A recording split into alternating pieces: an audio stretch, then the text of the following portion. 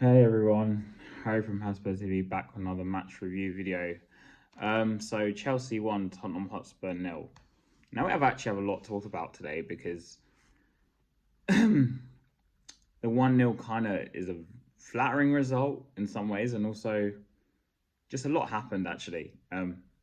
Sort of related, sort of non-thought related to do with the game, but let's talk about it. So first, let's get through the starting lineup. Now, one would think that Ange might rest players in this game, and to be fair to him, he didn't. I think he probably knew if he did rest players today or yesterday, because this comes out on Friday, that he would get a lot of fan backlash. So he kind of, in that sense, did the right thing. So we had Vicario, Udogie, Spence, Romero, and Van de Ven, a midfield of Bergval, which personally I disagree with. I would have started Sarr, who came on later in the game and had a disallowed goal. Keep that in mind for later in the video. And Bentacore, who's a prior only option as a DM. He doesn't play with a DM, but he's prior only option. And Madison, of course, if Kulusevski was fit, he probably would have played. But the front line was Son, Odobert, and Solanke, which at this point is basically going to be the front line because Johnson, who came on later in the game, was again trash. Um, Finally fell out of favour of Ange, finally. So let's go on to what happened. The first 45 seconds of the game, a ball goes over the top and Jackson misses a one-on-one. Now, obviously, any competent striker would have made it 1-0 to Chelsea. So we kind of knew how the game was going to go after that. Chelsea all over us. They probably could have scored about 3-0 by half time if they took their chances. And they did eventually get their goal with the Enzo header later on in the game, which was fully deserved because, again, if you look at the marking and lack of defensive awareness of our players and the lack of coaching and defensively, it was always going to happen. Spurs did have some half chances, but in reality, Chelsea should have put it away well before it was even 1-0. And then later on in the game, Ange eventually, after Chelsea had a disallowed goal, um, he made for offside apparently in the build up for like a Caicedo volley. I can't remember who exactly was offside, but VAR again really pissed him off again. It took like flipping 5 minutes to make a result. So he brings on the subs Brennan Johnson, who, like I mentioned, came on, and Papa Massasar, which kind of was a predictable subs to me because Bergvall was never going to last the 90, especially in a game like this. And obviously Odobert, who didn't really do again much in the game. Again, some people might sit and praise him, but he didn't really do much. Came on off for Johnson, who again didn't do that much, apart from one cross late in the game where Son just about got a touch on it, and in reality, if it was a bit faster, Son he probably would have scored. Like if we're talking about the old Son, I think he would have buried that. But alas, this is not the old Son. This is not the Son who had the pace 2-3 years ago. And Johnson's cross wasn't even that great. I think he kind of underhit the momentum on the ball, and that's what happened with the chance, and that was missed. Of course, Spurs has this disallowed goal where Saul got booked for the stud on the knee. I can't remember which Chelsea player it was, and I kind of feel it was a bit lucky to stay on with that. And obviously, there was two calls for handball. There was one with a dog in the first half, which you can't really see unless you see the replay. You don't understand it, but I think it's a bit 50. I'm quite these kind of handballs I'm kind of mish about.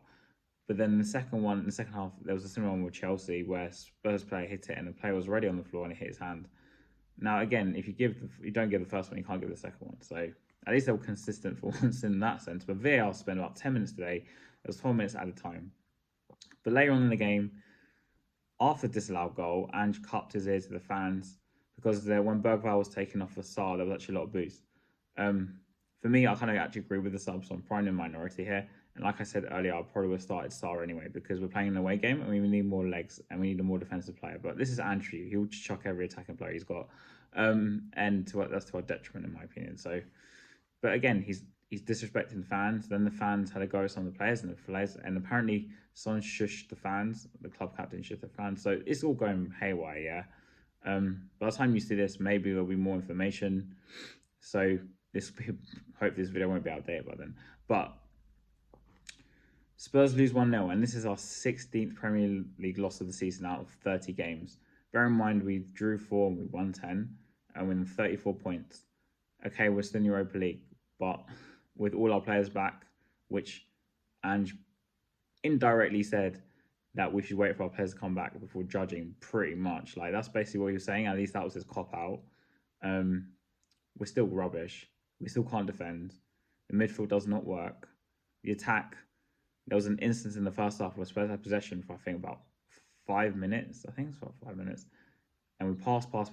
Eventually, we lost the ball because we had no idea what we were doing. Our wingers, Sonny, he did have some instances in the game where he looked half decent, but again, it's just not good enough.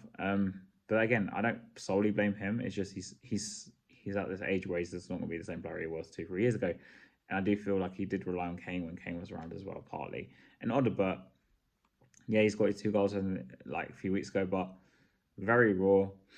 I still, for me, haven't seen anything special. He looks all right, but most of our youngsters like Bergvall, even tonight, Bergvall looked okay, decent ball carrier, but I've still not seen anything that's made me go, wow. I mean, Gray didn't even get 1 minute.